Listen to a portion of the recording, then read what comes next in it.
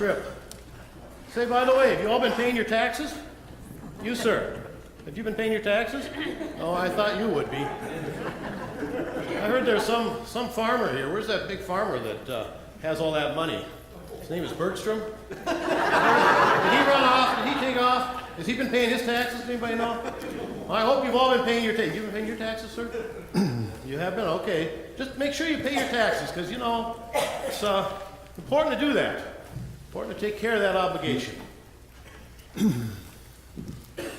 Excuse me there, sir.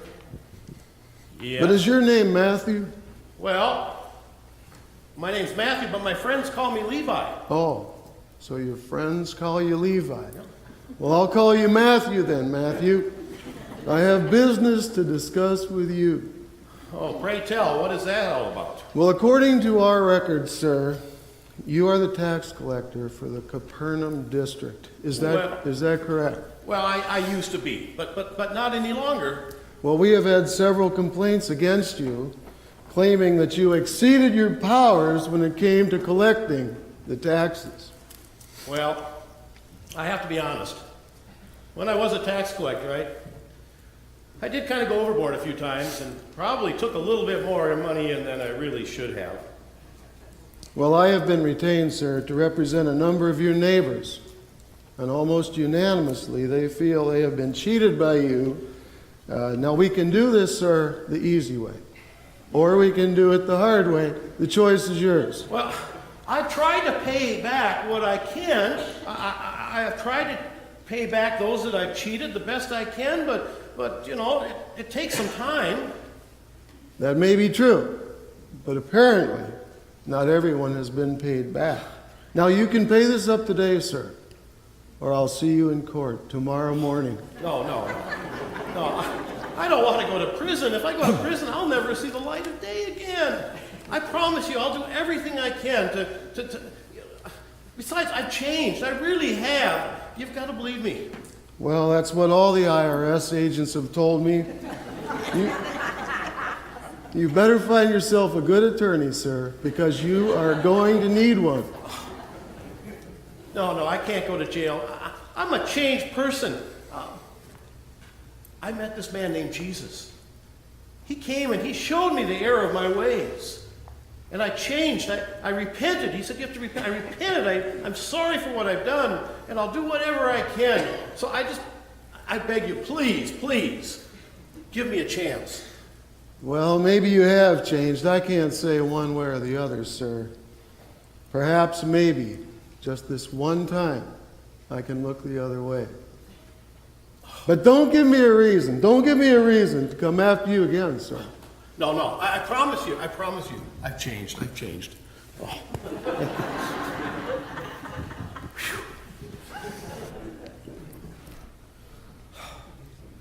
Well, as you probably figured out, my name is Matthew. And yeah, it's been tough. It's been a tough life. But before you judge me too harshly, I need to justify, I need to explain a few things. I lived in a particular time and place where life was hard. The place was called Palestine. It was early in the 1st century. We were occupied by Romans. And while there were a few people at the top who had wealth, the Romans themselves, some of the religious leaders of our nation, the vast majority of us were dirt poor. We lived a hand-to-mouth existence. I was married. I had children. There were days when my wife and I would not eat a single thing all day just to make sure that we had enough food so that our children could have at least one meal. It was a terrible time. I had one advantage.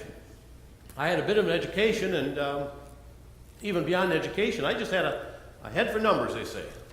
I just could do things with math that a lot of people couldn't. And that came to the attention of some of the authorities. And one day, while I was out walking about the town,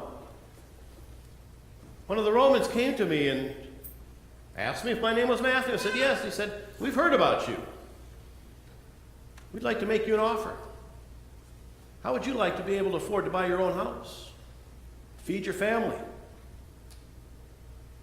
I said, well, it sounds good, but what do I have to do? They said, we think you'd make a good tax collector. You see, in those days, the Romans picked those of us from the Jewish race, they picked us to be the tax collectors. They didn't do it themselves. And so I said, well, I'd have to think about that. I went home and talked to my wife. Now, there were advantages and disadvantages. On the one hand, being a tax collector could be very lucrative. Maybe you don't understand the way taxes work in our time, but in our time, the tax collectors were told that they had to collect so much in tax money to give to the Roman government, but if they could collect anything above and beyond that, they got to keep that for themselves. So if you were smart, if you were shrewd, you could make a lot of money. And just like the man said, we talked about at home, we could maybe buy our own house finally. We'd have plenty of food for the children and ourselves, and even money left over for other things. On the other hand, being a Jew and a tax collector was not popular. We knew that if I took that road, that we would lose our friends, our family would not even speak to us.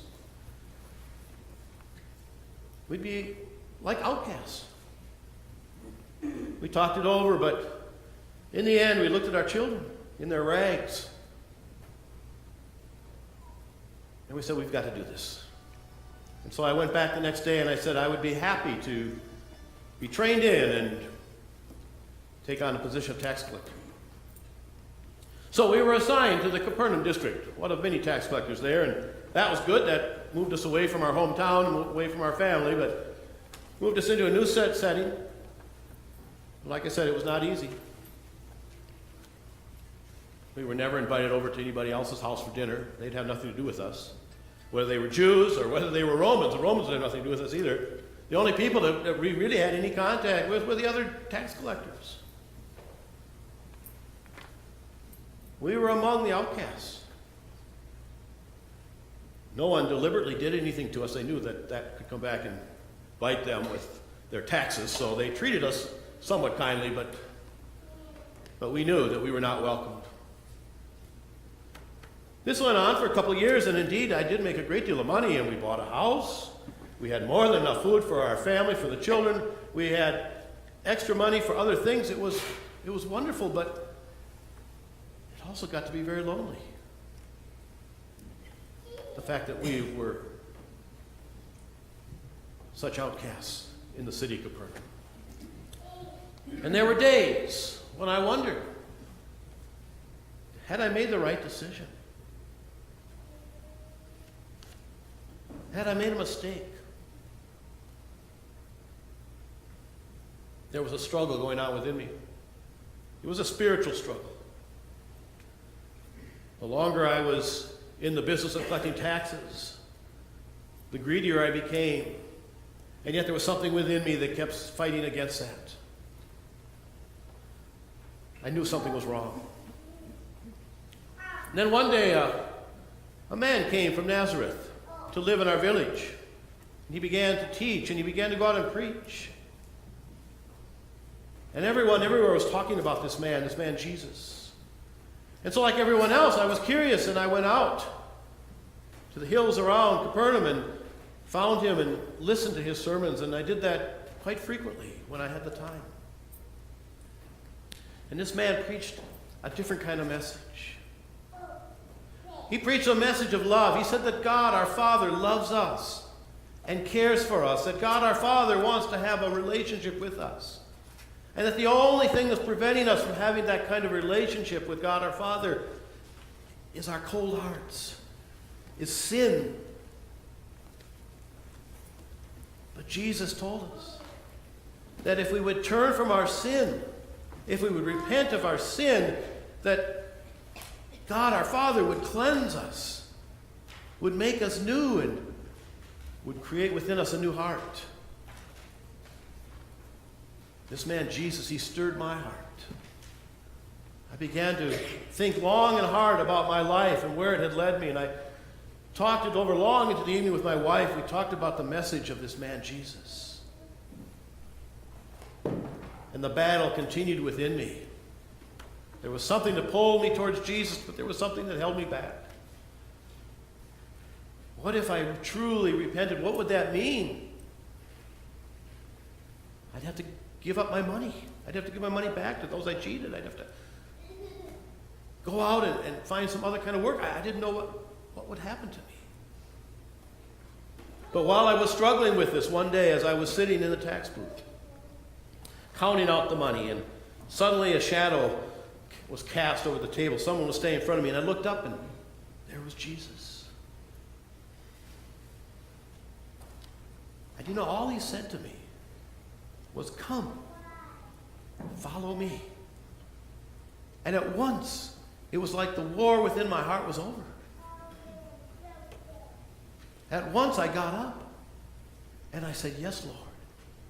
And that night we put on a wonderful banquet for Jesus and his disciples and for all of the other outcasts, tax collectors, and yeah, there were some prostitutes and some thieves and other people that were invited. We had a great feast. And I made a pledge to Jesus that night that from that moment on I would do everything I could to make right the wrongs I'd committed, and that I would follow him from that point on. And to this day, I have never looked back. I have kept my eyes on Jesus, and I have followed him, and will always follow him, because I know that I can put my trust and faith in him. And I am a changed person because of Jesus. I am a changed person. And the message we have today is that God can change any heart, no matter what we are or what we were. And it may not sound to you today that being a tax collector was so evil, but in our day that was terrible. No one would have thought you could ever make up for that sin. But it doesn't matter what we've done. God will forgive us. God will forgive you if you turn to him. Let us pray. Dear Lord God, we ask that you just be with us now. We thank you for your wonderful Spirit and your willingness to forgive. Help us, Lord, to turn our minds and hearts to you and to receive that gift.